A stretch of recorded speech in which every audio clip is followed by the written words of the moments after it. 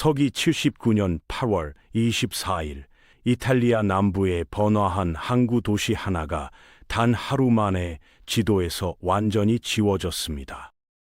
베수비오 화산이 터지면서 1만 명이 살던 도시 전체가 뜨거운 화산재의 통째로 덮여버린 거죠. 그런데 1700년이 훌쩍 지난 1748년 땅을 파헤치자 충격적인 광경이 드러났습니다. 집도, 거리도, 음식도 그날 그대로였는데 문제는 그게 다가 아니었다는 겁니다. 노골적인 벽화가 가득한 좁은 방들, 수백 개의 낙서, 그리고 누가 봐도 알 수 있는 그 공간. 2000년 전 로마 시대 최대의 환락가 폼페이의 은밀한 속삭 이화산재 밑에서 고스란히 깨어난 겁니다. 로마 시대 최고의 환락가라고 하면 왠지 어둡고 음침한 뒷골목이 떠오르실 텐데요. 폼페이는 전혀 달랐습니다. 나폴리만을 끼고 있는 이 도시는 지중해 무역의 핵심 거점이었고 상인과 선원, 병사들이 사시사철 몰려드는 활기 넘치는 곳이었거든요. 빵집, 와인 가게, 극장, 검투 경기장, 공중 목욕탕까지 없는 게 없었으니 로마인들이 휴가철 여행지로 즐겨 찾던 일종의 리조트 도시였던 셈이죠. 돈이 넘쳐나고 유동 인구가 끊이지 않는 곳에는 반드시 따라오는 게 있습니다. 바로 욕망의 산업이죠. 폼페이에서 발굴된 가장 충격적인 공간은 라틴어로 늑대굴을 뜻하는 매춘굴, 루파나르였습니다. 당시 로마에서는 매춘부를 암늑대를 뜻하는 루파라고 불렀는데 그 이름이 그대로 건물 이름이 된 거예요. 항구 도시 특유의 넘치는 유동 인구와 풍부한 돈이 만들어낸 필연적인 결과였던 겁니다. 지중해를 누비던 선원들이 폼페이에 배를 대고 첫 번째로 찾은 곳이 어디였는지는 굳이 설명하지 않아도 짐작이 가실 겁니다. 화산재 속에서 깨어난 이 도시는 처음부터 욕망과 상업이 뒤섞인 공간이었던 거죠. 초기 발굴 당시 고고학자들은 음란한 그림이 있는 건물을 죄다 매춘굴로 분류하는 바람에 인구 1만 명짜리 도시에 루파나르가 무려 35개나 된다고 발표해 세상을 발칵 뒤집어 놨습니다. 나중에 더 엄격한 기준으로 다시 조사해보니 실제 매춘굴은 약 10갱도였던 것으로 확인됐지만 그것만으로도 이미 충분히 놀라운 숫자였죠. 폼페이의 매춘굴이 이토록 많았던 건 단순한 이유에서였습니다. 로마 시대의 매춘은 불법이 아니었거든요. 엄연한 합법적 직업으로 인정받았고 매출의 일부를 국가의 세금으로 납부하는 정식 산업이었습니다. 음지가 아니라 완전한 양지에서 국가의 관리 아래 운영된 거죠. 1862년 발굴 과정에서는 각 방의 크기가 2평 남짓하고 돌로 만든 침대만 덩그러니 놓인 특이한 2층 건물이 발견되면서 매춘굴의 실제 구조가 처음으로 구체적으로 밝혀졌습니다. 세금을 내고 합법적으로 운영되는 산업치고는 그 안의 환경은 너무나 처참했던 거죠. 국가가 관리한다는 말이 곧 종사자를 보호한다는 의미는 아니었던 겁니다. 합법의 이름 아래 얼마나 많은 것들이 묵인됐는지 이 건물 하나가 모든 걸 말해주고 있었습니다. 루파나르 내부로 들어서면 가장 먼저 눈을 압도하는 건 벽을 가득 채운 프레스코 벽화들입니다. 남녀의 성행위 장면을 노골적으로 묘사한 그림들이 각 방과 복도 벽면을 빼곡히 채우고 있었거든요. 처음 발견한 고고학자들조차 당혹감을 감추지 못했을 만큼 적나라한 그림들이었지만 사실 이 벽화들은 단순한 장식이 아니었습니다. 당시 폼페이를 찾는 손님 상당수는 글을 읽지 못하는 하층민이거나 로마어를 전혀 모르는 외국인 선원들이었거든요. 말이 통하지 않아도 글을 몰라도 그림을 보고 원하는 서비스를 직접 고를 수 있도록 만든 일종의 그림 메뉴판이었던 겁니다. 2000년 전 사람들이 고안해낸 완전히 실용적인 시스템이었던 거죠. 벽에는 그림만 있었던 게 아닙니다. 손님들이 직접 새긴 낙서가 120개 넘게 발견됐는데 내용이 꽤 생생합니다. 자신이 만난 매춘부의 이름, 서비스 만족도, 심지어 방문 날짜까지 자랑스럽게 새겨놨거든요. 매춘부들도 자기 이름과 가격을 직접 벽에 써놓으며 스스로를 홍보했습니다. SNS도 없던 시대에 벽이 곧 광고판이자 후기 게시판이었던 셈이죠. 폼페이에서 가장 유명한 루파나르는 도시 중심가, 두 개의 큰 도로가 교차하는 길목에 자리 잡고 있었습니다. 요즘으로 치면 강남 사거리 코너 자리, 상권으로는 최고의 입지였던 거죠. 건물은 총 2층으로 1층과 2층에 각각 5개씩 총 10개의 방이 영업에 사용됐습니다. 1층 방들의 환경은 정말 처참한 수준이었습니다. 창문도 문도 없이 커튼 하나로만 가려진 2평짜리 공간에 딱딱한 돌침대 하나가 전부였거든요. 환기는 당연히 안 됐고 옆방 소리가 고스란히 들릴 만큼 프라이버시라는 건 존재하지 않았습니다. 반면 2층은 달랐습니다. 방도 넓고 창문에 발코니까지 갖춰져 있었으니까요. 더 많은 돈을 낼 수 있는 손님들을 위한 프리미엄 공간이었던 셈이죠. 1층 손님과 2층 손님이 서로 마주치지 않도록 2층 전용 외부 계단을 따로 설치해뒀다는 점도 흥미롭습니다. 계급 사회였던 로마에서 매춘굴 안에서도 철저하게 등급이 나뉘어 있었던 겁니다.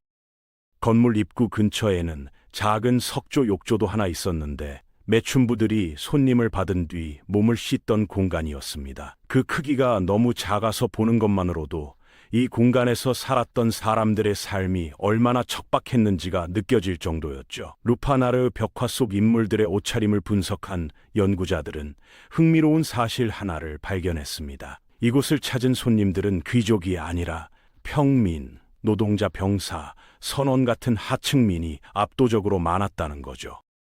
이유는 단순합니다. 로마의 귀족들은 이미 집안에 수십 명의 노예를 거느리고 있었으니 굳이 돈을 내고 좁고 냄새나는 루파나르를 찾을 이유가 없었던 겁니다. 그렇다면 루파나르에서 일하던 여성들은 누구였을까요? 자발적으로 이 일을 선택한 사람들이 아니었습니다. 대부분은 전쟁 포로로 끌려온 여성이거나 빚을 갚지 못해 팔려온 노예 출신이었거든요. 주인에게 매입된 순간부터 이들의 하루는 정해져 있었습니다. 하루 10명에서 20명, 많게는 그 이상의 손님을 의무적으로 받아야 했으니까요. 거부하면 폭행이 기다리고 있었고 노예 신분이었기 때문에 법적으로도 아무런 보호를 받지 못했습니다. 힘들게 번 돈은 대부분 포주인 주인의 주머니로 들어갔고 강간을 당해도 사회는 철저히 외면했습니다. 벽에 자기 이름과 가격을 직접 새기며 손님을 끌었던 그 여성들이 사실은 아무것도 스스로 결정할 수 없는 삶을 살고 있었던 겁니다. 화려한 낙서 뒤에 숨겨진 진짜 이야기는 생각보다 훨씬 잔혹했습니다. 폼페이에서 성매매가 이루어진 공간은 루파나르만이 아니었습니다. 도시 전체가 어떤 의미에서는 하나의 거대한 성매매 인프라였다고 해도 과언이 아니었거든요. 폼페이에는 100개가 넘는 술집이 있었는데 그중 상당수가 2층에 은밀한 방을 따로 만들어 놓고 술 장사와 매춘을 겸업했습니다. 손님 입장에서는 꽤 편리한 구조였죠.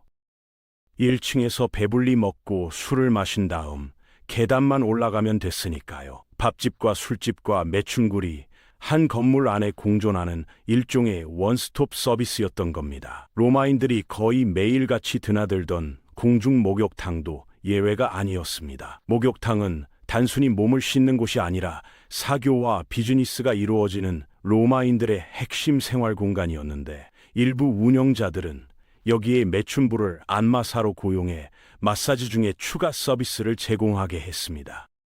아예 건물 안에 전용 방을 만들어 수익을 극대화한 목욕탕도 있었거든요. 번화한 항구 도시 폼페이에서 성매매는 특정 장소에 국한된 산업이 아니라 도시의 일상 깊숙이 스며든 하나의 문화였던 셈이죠. 루파나르는 빙산의 일각이었을 뿐 그 아래에는 훨씬 더 광범위한 세계가 숨어 있었던 겁니다. 폼페이의 옛 거리를 걷다 보면 돌바닥에 정교하게 새겨진 노골적인 남금 모양의 조각들을 심심찮게 발견할 수 있습니다.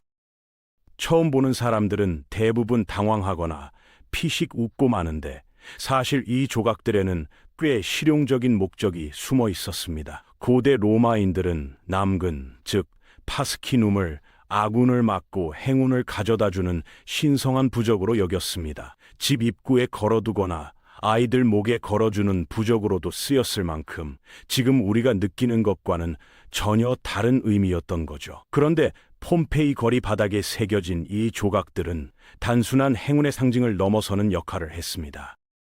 바로 루파나르로 가는 길을 알려주는 방향 표지판이었거든요. 방법은 간단했습니다. 걷다가 남근 조각을 발견하면 그 끝이 가리키는 방향으로 골목을 따라가면 됩니다. 그러면 자연스럽게 루파나르 입구에 도착하도록 도시가 설계돼 있었던 거죠. 로마어를 전혀 모르는 외국인 선원이든 글을 읽지 못하는 문맹이든 상관없었습니다. 바닥만 보고 따라가면 누구든 찾아갈 수 있었으니까요.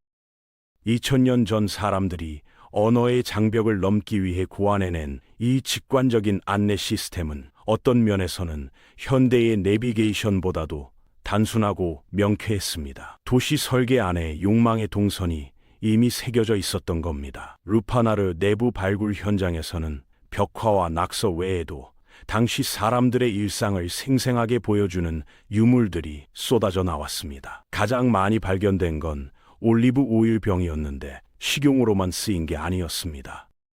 성관계 시 신체적 고통을 줄이기 위한 윤활제로도 광범위하게 사용됐거든요. 주방과 침실을 동시에 책임지는 로마 시대의 만능 아이템이었던 셈이죠. 화장품 병과 향수병도 함께 출토됐습니다. 환기도 안 되는 좁은 방에서 하루에 수십 명의 손님을 받아야 했으니 냄새를 관리하는 건 생존에 가까운 문제였을 겁니다. 동물의 창자로 만든 초기 형태의 콘돔 흔적도 발견됐습니다.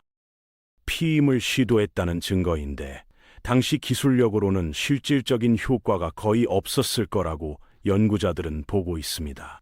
임신을 피하고 싶었던 여성들은 식초를 사용하거나 특정 약초를 먹는 민간요법에 의존했지만 과학적 근거가 전혀 없는 방법들이었거든요. 원치 않는 임신과 출산을 반복해야 했던 이 여성들의 삶은 발굴된 유물 하나하나가 말없이 증언하고 있습니다.